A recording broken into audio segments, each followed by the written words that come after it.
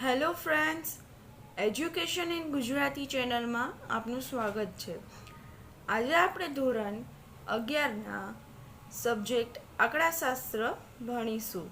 ચલો એમાં ચેપ્ટર 1 આપણે જોઈએ, જેનું નામ છે માહિતીનું એકત્રીકરણ, એટલે કે કલેક્શન ઓફ ડેટા. ચલો તેના અભ્યાસના મુદ્દા જોઈ લઈએ કે આપણે કયા અભ્યાસ આમાં કરવાનું છે, કયા મુદ્દા ઉપર આપણે વિગતવાર ચર્ચા કરીશું તે જોઈ લઈએ. આંકડાશાસ્ત્ર શું છે, તેનો ઉદ્ભવ ક્યાંથી થયો, તે વિકાસ થયો કે શું, સંખ્યાત્મક માહિતી શું છે, એની ગુણાત્મક માહિતી શું છે. તો ચલો તેને આપણે જોઈ લઈએ કે કયા મુદ્દા આપણે આની અંદર ભણવાના છે. જુઓ, પહેલું આપણે ભણીશું કે આંકડાશાસ્ત્રનો ઉદ્ભવ અને વિકાસ. બીજું સંખ્યાત્મક માહિતી અને ગુણાત્મક માહિતી. ત્રીજું પ્રાથમિક માહિતી અને ગૌણ માહિતી. ચોથું પ્રાથમિક માહિતી એકત્રિત કરવાની રીતો, કે પ્રાથમિક માહિતી કઈ રીતે આપણે એકત્રિત કરી શકીશું, એની અલગ અલગ મેથડ આપેલી છે. તેમાં 3 મેથડ આપેલી છે: પ્રત્યક્ષ તપાસની રીત, પરોક્ષ તપાસની રીત, પ્રશ્નાવલીની રીત. આ 3 આપેલી છે. પ્રાથમિક માહિતી એકત્રિત કરવાની 3 રીતો છે. ત્યારબાદ ગૌણ માહિતી. ગૌણ માહિતી શું છે, કોને કહેવાય, એનો આપણે વિગતવાર અભ્યાસ કરીશું આગળ. હવે પ્રયોજન શું છે, તો કે માહિતી મેળવવાની પદ્ધતિથી પરિચિત થવા, વિદ્યાર્થીઓને સક્ષમ બનાવવા. ચલો હવે આપણે તેનું પ્રકરણ સાર જોઈ લઈએ. પહેલો ટોપિક શું હતો આપણો? આંકડાશાસ્ત્રનો ઉદ્ભવ ક્યારે થયો અને વિકાસ. આંકડાશાસ્ત્રનો ઉદ્ભવ અને વિકાસ વિશે આપણે કહીએ તો મૌર્ય શાસન ઈસવીસન પૂર્વ 321-296 થી આંકડાશાસ્ત્રમાં ભારતનું પ્રદાન મહત્વનું રહ્યું છે. ત્યારબાદ અકબરના શાસનમાં, એટલે કે ઈસવીસન 1596 થી 97 દરમિયાન આંકડાશાસ્ત્રીય પદ્ધતિનો ઉલ્લેખ અબુલ ફઝલ રચિત આઈને અકબરીમાં જોવા મળે છે.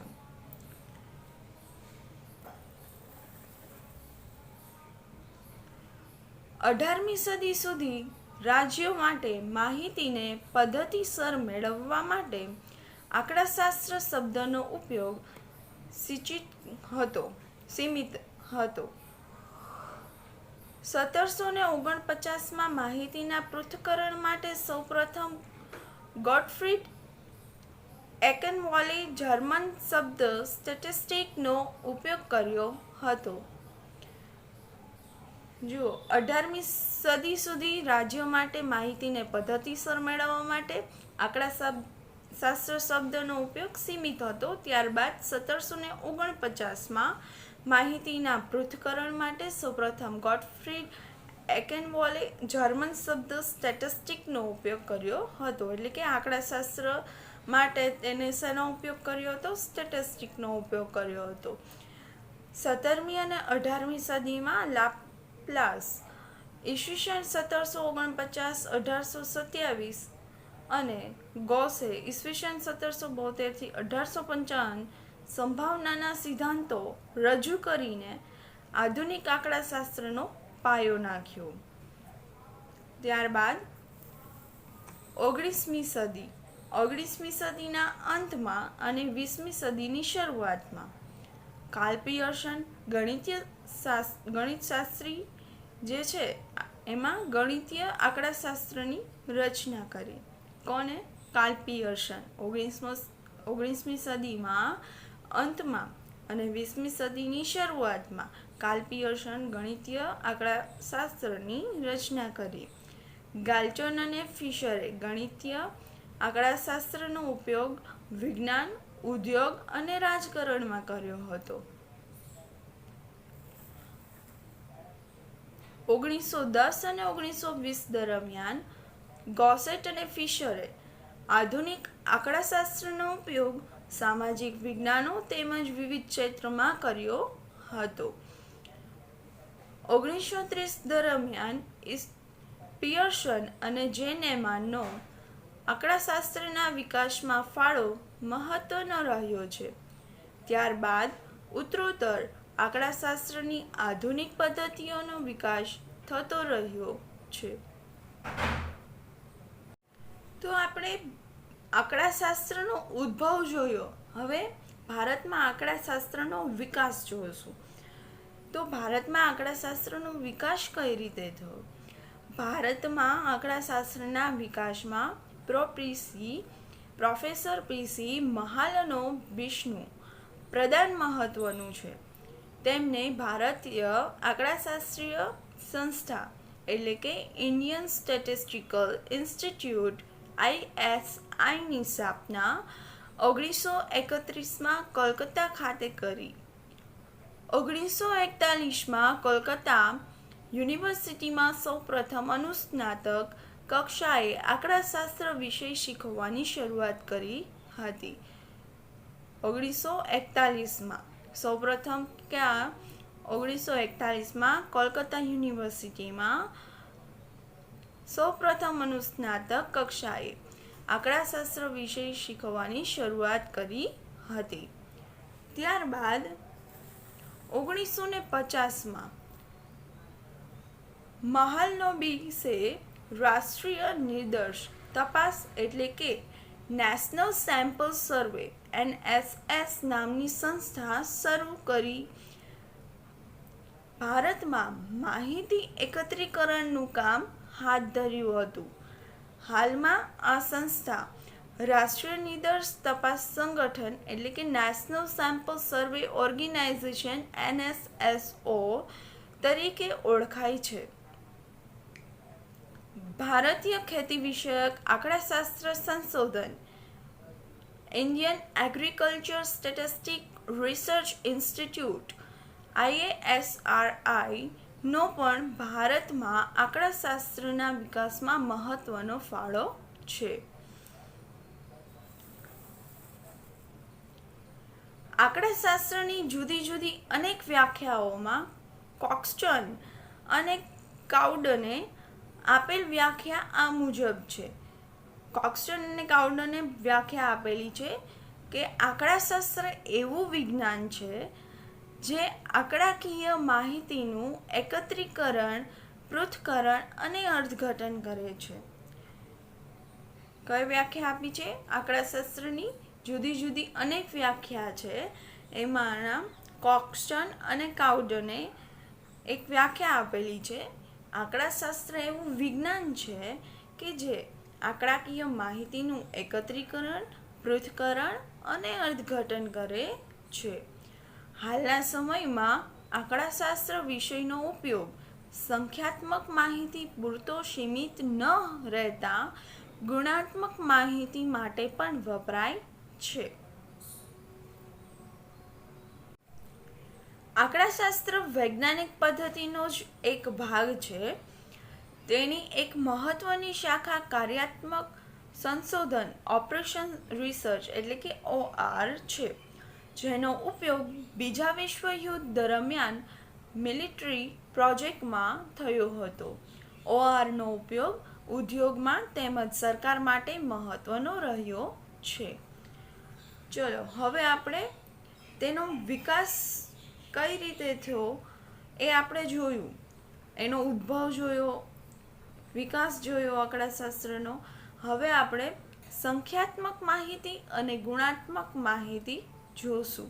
સંખ્યાત્મક માહિતી શું છે, ગુણાત્મક માહિતી શું છે, તેની અંદર શેનો સમાવેશ થાય છે એ જોઈ લઈએ. સંખ્યાત્મક માહિતી એટલે શું? તો કે ક્વોન્ટિટેટિવ ડેટા, અને ગુણાત્મક એટલે તો કે ક્વોલિટેટિવ ડેટા. એની અંદર આપણે સમષ્ટિ ભણીશું. સમષ્ટિ શું છે? તો કે પોપ્યુલેશન, જેને ઇંગ્લિશમાં પોપ્યુલેશન કહેવાય છે. સમષ્ટિને ઇંગ્લિશમાં પોપ્યુલેશન કહે છે. સમષ્ટિ શું છે? તો કે આંકડાશાસ્ત્રમાં અભ્યાસ હેઠળ આવતા તમામ એકમના સમૂહને તે અભ્યાસ માટેની સમષ્ટિ કહેવામાં આવે છે. આંકડાશાસ્ત્રમાં અભ્યાસ હેઠળ આવતા તમામ એકમ છે, એટલે કે એની અંદર જેટલી વસ્તુ આવે છે એ બધું એટલે કે મિક્સમાં એ બધાના સમૂહને શું કહેવામાં આવે છે? એના સમૂહને તે અભ્યાસ માટેની સમષ્ટિ કહેવામાં આવે છે. જેમ કે વસ્તી ગણતરીની તપાસમાં દેશના તમામ નાગરિકોના સમૂહ, એને શું કહેવામાં આવે છે? સમષ્ટિ કહેવામાં આવે છે. જેમ કે એમાં મોટા લોકોથી લઈને નાના બાળકો સુધીની જે ગણતરી કરે છે, તો એ એક આખો સમૂહ થઈ ગયો. તો એ એક સમષ્ટિ છે.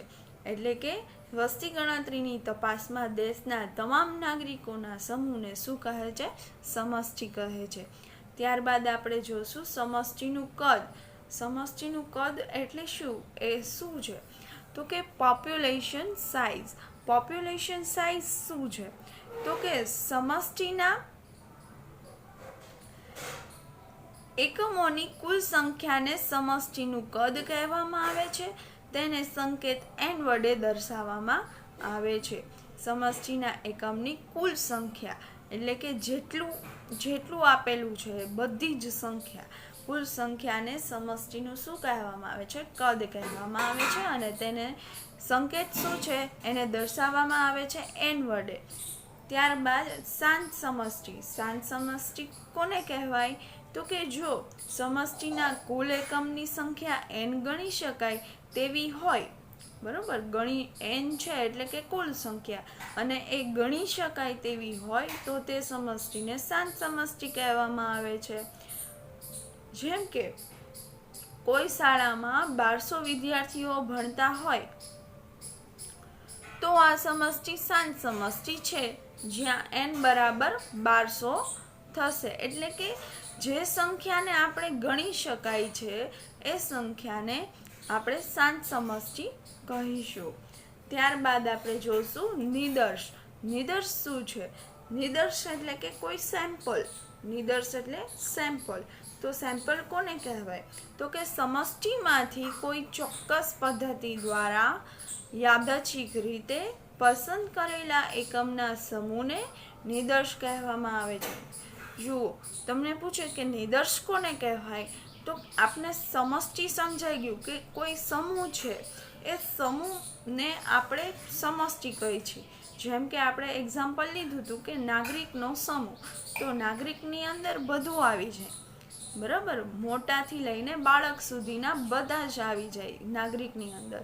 તો એ સમષ્ટિ થઈ. હવે એ સમષ્ટિ છે, એ સમષ્ટિમાંથી કોઈ ચોક્કસ પદ્ધતિ દ્વારા યાદચ્છિક રીતે પસંદ કરેલા એકમના સમૂહને નિદર્શ કહેવામાં આવે છે. જેમ કે આપણે વિદ્યાર્થીનું લીધું કે એક શાળા છે, એની અંદર 1200 વિદ્યાર્થી છે, પણ એ 1200 વિદ્યાર્થીમાં KG થી 12 ધોરણ સુધીના વિદ્યાર્થી હોય તો બધા વિદ્યાર્થીની વાત છે તો એ સમષ્ટિ છે. પણ એ બધા વિદ્યાર્થીની અંદર કોઈ ચોક્કસ ધોરણના વિદ્યાર્થી આપેલા હોય તો એક સેમ્પલ કહેવાય, એક નિદર્શ કહેવાય, બરાબર. તો સમષ્ટિમાંથી કોઈ ચોક્કસ પદ્ધતિ દ્વારા યાદચ્છિક રીતે પસંદ કરેલા એકમના સમૂહને શું કહેવાય છે? નિદર્શ કહેવામાં આવે છે. જેમ કે કોઈ શાળાના 900 વિદ્યાર્થીઓમાંથી યાદચ્છિક રીતે પસંદ કરેલા 90 વિદ્યાર્થીઓનો સમૂહ, જેને નિદર્શ કહે છે. જુઓ, 900 વિદ્યાર્થીમાંથી એને પસંદ કેટલા કર્યા? 90 વિદ્યાર્થી પસંદ કર્યા. તો એ 900માંથી જે 90 વિદ્યાર્થી પસંદ કર્યા છે એ સમૂહને શું કહેશું? આપણે નિદર્શ કહીશું. એટલે કે એ સેમ્પલ કહેવાશે. 900 વિદ્યાર્થીમાંથી 90 વિદ્યાર્થીને પસંદ કરવામાં આવે તો એ સમૂહને નિદર્શ કહે છે. એટલે કે 900 વિદ્યાર્થી છે એ સમષ્ટિ કહેવાય અને 90 વિદ્યાર્થી છે એ નિદર્શ કહેવાય. તો સમષ્ટિમાંથી કોઈ ચોક્કસ પદ્ધતિ દ્વારા આપણે પસંદ કરીએ એને એકમના સમૂહને શું કહેવામાં છે? નિદર્શ કહેવામાં આવે છે. હવે આપણે નિદર્શનું કદ જોઈ લઈએ કે સેમ્પલ સાઇઝ કોને કહેવાય.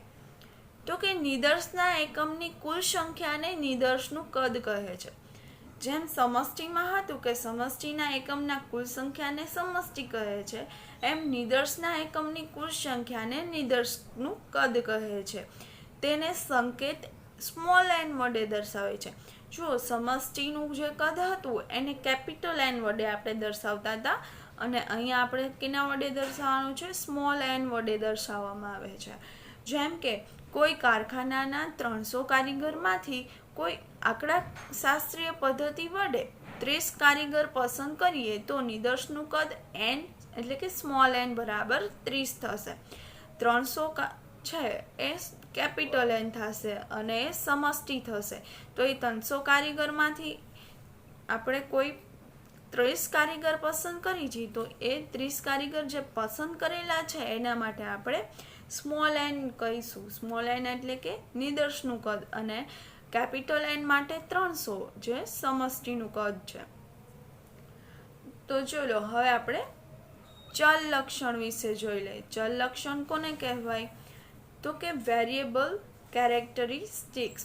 વેરિયેબલ કેરેક્ટરિસ્ટિક્સ એટલે કે ચલ લક્ષણ કોને કહેવાય? તો કે સમષ્ટિ કે નિદર્શના પ્રત્યેક એકમ દીઠ બદલાતા લક્ષણને ચલ લક્ષણ કહે છે. કે સમષ્ટિ કે નિદર્શ એમાં કોઈ પણ ફેરફાર થાય છે, કોઈ પણ લક્ષણ બદલાય છે, એને શું કહેવામાં આવે છે? ચલ લક્ષણ કહેવામાં આવે છે. અને ચલ લક્ષણ ગુણાત્મક હોય તો તેને ગુણાત્મક ચલ કહેવાય. જો ચલ લક્ષણ છે એ ગુણાત્મક હોય તો તેને ગુણાત્મક ચલ કહે છે, એટલે કે એટ્રીબ્યુટ વેરિયેબલ કહે છે. અને ગુણધર્મ કે ગુણધર્મ કહે છે.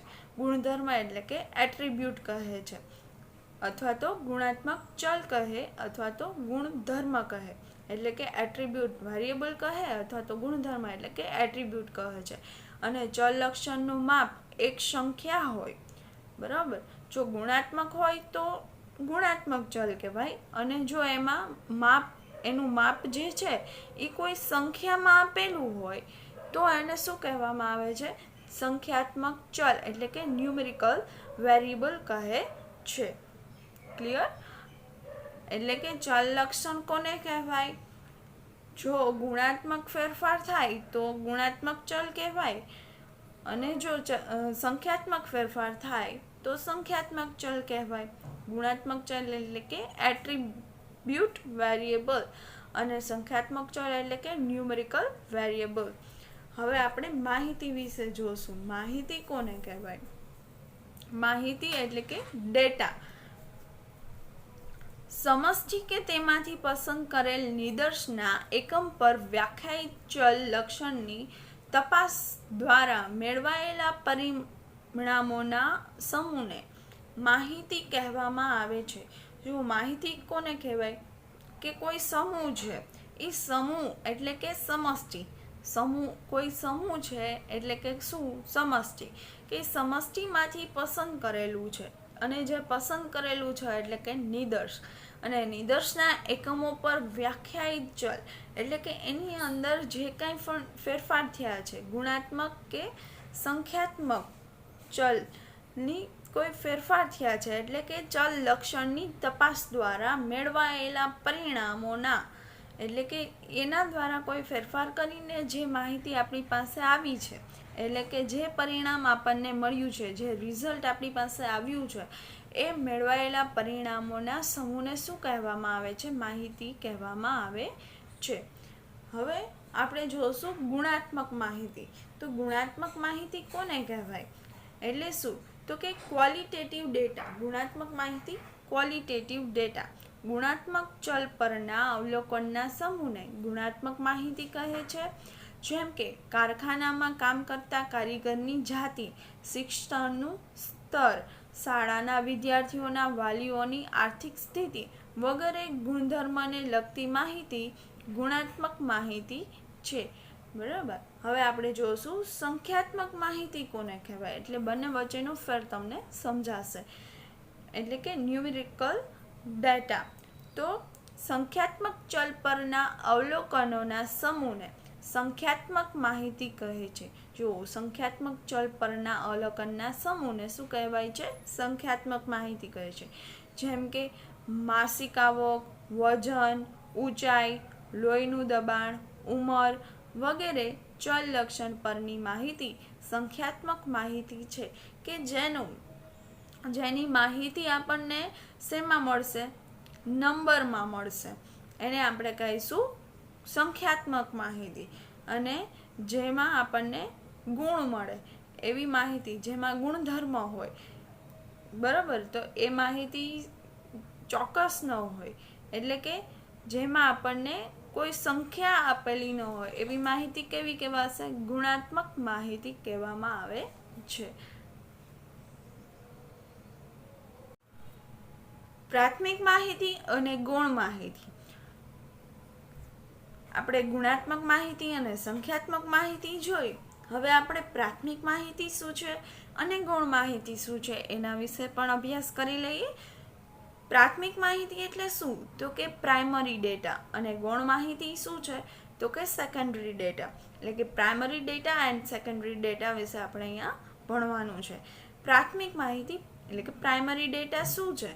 જ્યારે કોઈ અધિકૃત સંસ્થા કે સંશોધક પોતાની જાતે કે અન્ય કોઈ વ્યક્તિ કે સંસ્થાની મદદથી પ્રથમ વખત માહિતી મેળવે.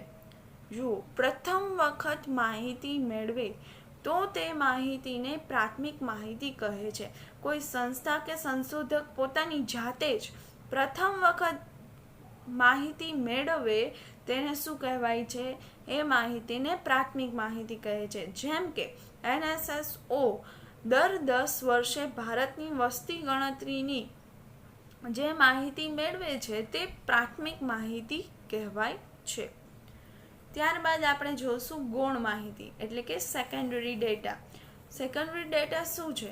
કે જ્યારે કોઈ અધિકૃત સંસ્થા કે સંશોધક બીજી કોઈ સંસ્થા કે એકઠી કરેલી માહિતીનો ઉપયોગ તેના અભ્યાસ માટે કરે ત્યારે તે અધિકૃત સંસ્થા કે સંશોધક માટે તે માહિતી ગૌણ માહિતી કહેવાય છે. કે ઓલરેડી એની પાસે માહિતી પડેલી છે, ડેટા કલેક્શન છે જ, અને એમાંથી એ અભ્યાસ કરે છે, અથવા તો કોઈ સંસ્થાએ પહેલેથી જ એ બધું માહિતી ભેગી કરેલી છે, કે કોઈ વ્યક્તિ, સંસ્થા કે કોઈ પણ એક માહિતી રેડી કરેલી છે અને એના ઉપર અભ્યાસ કરે છે, તો એ શું થઈ જશે?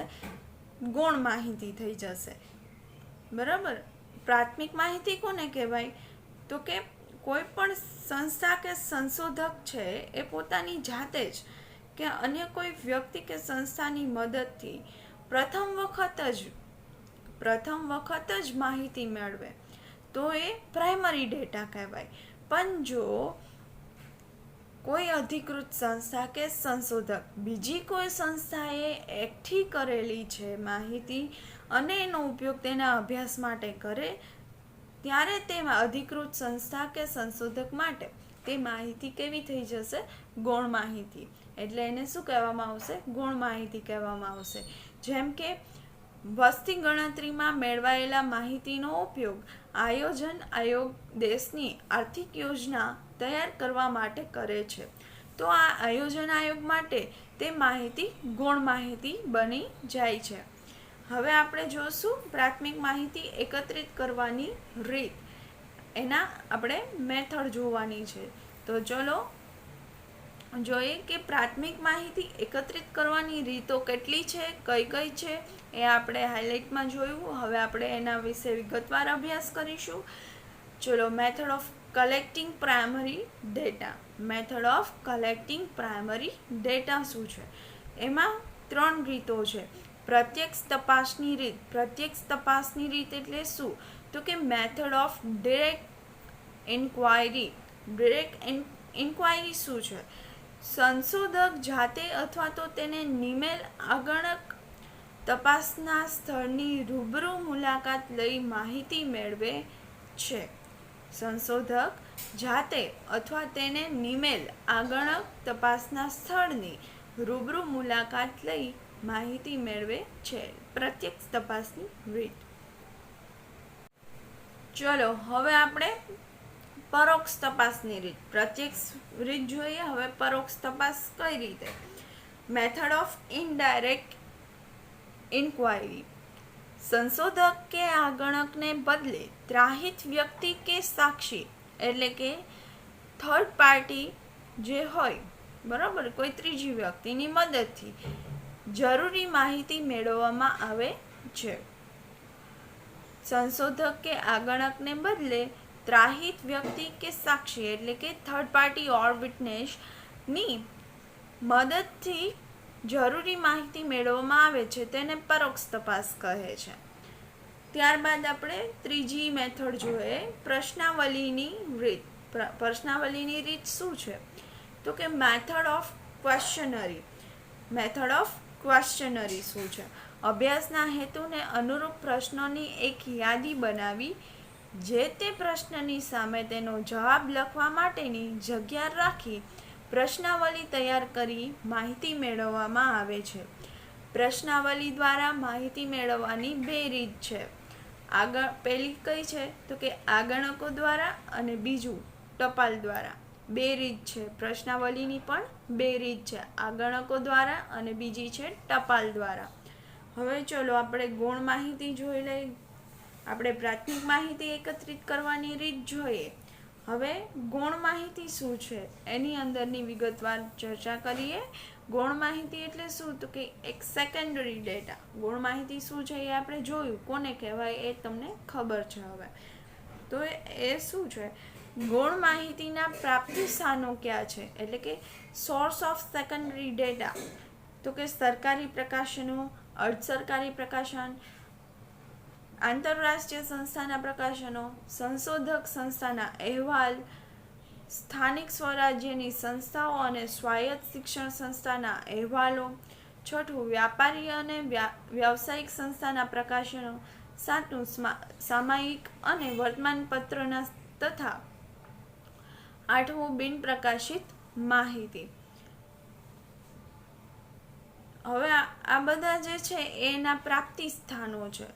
હવે આપણે ગૌણ માહિતીના ઉપયોગ માટેની સાવચેતી જોઈ લઈએ કે એના માટે સાવચેતી કેટલી રાખવી પડે. બરાબર?